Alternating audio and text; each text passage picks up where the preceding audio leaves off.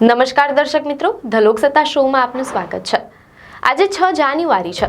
ભારતીય ક્રિકેટ પ્રેમીઓ માટે આ કોઈ સામાન્ય તારીખ નથી, પણ એક એવા મહાનાયકનો જન્મદિવસ છે જેણે આપણને સપના જોતા શીખવ્યું। આજે ભારતીય ક્રિકેટના ગ્રાન્ડ ઓલ્ડ મેન અને 1983ના વિશ્વ વિજેતા કેપ્ટન કપિલ દેવનો 67મો જન્મદિવસ છે। શું તમે કલ્પના કરી શકો છો કે એક સમય વિશ્વ ક્રિકેટમાં ભારતની ગણતરી સાવ નબળી ટીમોમાં થતી હતી, પણ પછી એક માણસ આવ્યો જેણે પોતાની કેપ્ટનશીપ અને આત્મવિશ્વાસથી આખી તસવીર બદલી નાખી।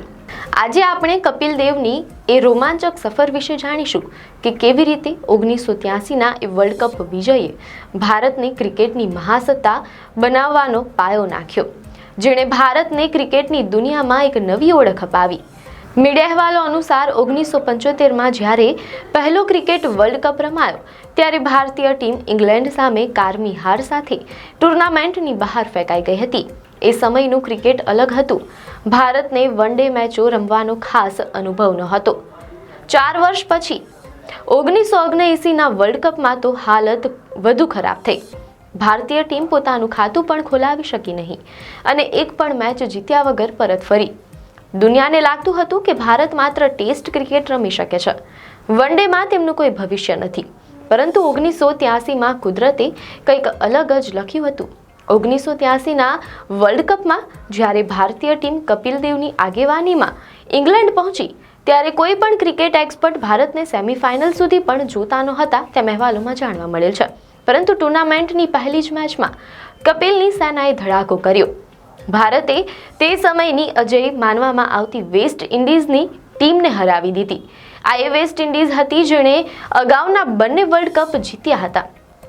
આ એક જીતે ભારતીય ખેલાડીઓના મનમાં વિશ્વાસ જગાડ્યો કે જો આપણે વિશ્વ ચેમ્પિયનને હરાવી શકીએ તો આપણે કપ પણ જીતી શકીએ છીએ। અહીંથી ભારતની વિજય કૂચ શરૂ થઈ હતી। ઝિમ્બાબ્વે સામેની એ મેચ ભારત ક્યારેય ભૂલી શકશે નહીં। મીડિયા અહેવાલો અનુસાર ભારતની 5 વિકેટ માત્ર 17 રનમાં પડી ગઈ હતી અને આખી ટીમ પેવેલિયન ભેગી થવાની અણી પર હતી। એ સમયે કપિલ દેવ મેદાનમાં ઉતર્યા અને જે થયું તે ઇતિહાસ બની ગયો। કપિલ દેવે અણનમ 175 રનની ઇનિંગ રમી, જે વન ડે ઇતિહાસમાં કોઈ પણ ભારતીય દ્વારા ફટકારવામાં આવેલી પ્રથમ સદી હતી। જે લોકોએ સ્ટેડિયમમાં તે જોઈ હતી તેઓ આજે પણ તેને વન ડે ઇતિહાસની સર્વશ્રેષ્ઠ ઇનિંગ માને છે। આ ઇનિંગે જ ભારતને સેમીફાઇનલ સુધી પહોંચાડ્યું હતું। સેમીફાઇનલમાં ઇંગ્લેન્ડને હરાવ્યા બાદ ભારત ફાઇનલમાં પહોંચ્યું। સામે ફરીથી એ જ ખતરનાક વેસ્ટ ઇન્ડિઝની ટીમ હતી। માત્ર 183 રનના સ્કોર સાથે ભારત લડી રહ્યું હતું। કપિલ દેવે વિવિયન રિચર્ડ્સનો જે કેચ પકડ્યો તેણે મેચનો પાસો પલટી નાખ્યો। લોર્ડ્સની બાલ્કનીમાં જ્યારે કપિલ દેવે વર્લ્ડ કપની ટ્રોફી હાથમાં ઉઠાવી ત્યારે માત્ર એક ટુર્નામેન્ટ પૂરી નહોતી થઈ, પણ ભારતમાં ક્રિકેટના એક નવા યુગનો જન્મ થયો હતો। આ જીત પછી જ ભારતના દરેક ગલી મહોલ્લામાં બેટ બોલ દેખાવા લાગ્યા અને સચિન તેંડુલકર જેવા ભાવિ સ્ટાર્સને ક્રિકેટર બનવાની પ્રેરણા મળી। કપિલ દેવ માત્ર એક સારા કેપ્ટન જ નહીં, પણ એક અદ્ભુત ઓલરાઉન્ડર હતા। 1978માં ડેબ્યુ કર્યા પછી 1994 સુધીની તેમની સફર રેકોર્ડ્સથી ભરેલી છે। ટેસ્ટ ક્રિકેટમાં 400થી વધુ વિકેટ અને 5000થી વધુ રન બનાવનાર તેઓ એકમાત્ર ખેલાડી છે।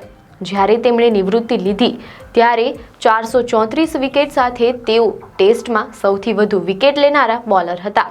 મીડિયા અહેવાલો અનુસાર વન ડેમાં 200 વિકેટ લેવાની સિદ્ધિ પણ સૌથી પહેલા તેમણે જ હાંસલ કરી હતી।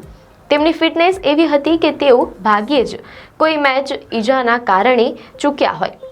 કપિલ દેવને ભારત સરકારે પદ્મશ્રી અને પદ્મભૂષણથી નવાજ્યા છે, તો BCCI અને ICCએ પણ તેમને હોલ ઓફ ફેમમાં સ્થાન આપ્યું છે। આજે તેઓ 67 વર્ષના થયા છે। કપિલ દેવ માત્ર એક ખેલાડી નથી, પણ એક એવી લાગણી છે જેણે દરેક ભારતીયને અમે પણ જીતી શકીએ છીએ તેવો ગર્વ અપાવ્યો। કપિલ દેવ માત્ર એક ખેલાડી નથી, પણ કરોડો ભારતીયોની એક એવી લાગણી છે જેણે આપણને ગર્વથી માથું ઊંચું કરીને જીતવાની પ્રેરણા આપી છે।